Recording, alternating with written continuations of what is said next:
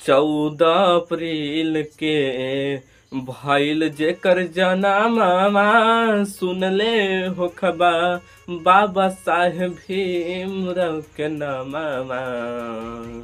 14 अप्रैल के भइल जेकर जनमवा सुनले हो खबा बाबा साहेब भीमराव के नामवा। देशवा के खातिर लिखले संविधानवा, देशवा के खातिर लिखले संविधानवा। बहुजन समाज पिछड़ा के दिहले सामनवा।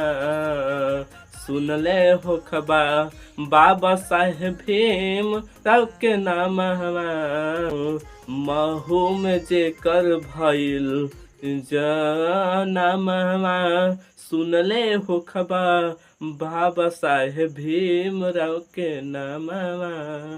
धन्य होई एमपी के ओहो अंगनवा जहवा ऐसन महापुरुष के भइल जनमवा।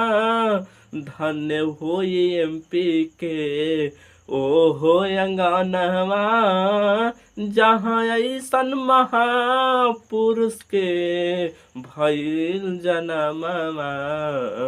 सुनले हो खबा बाबा साहेब भीमराव जी के नामवा।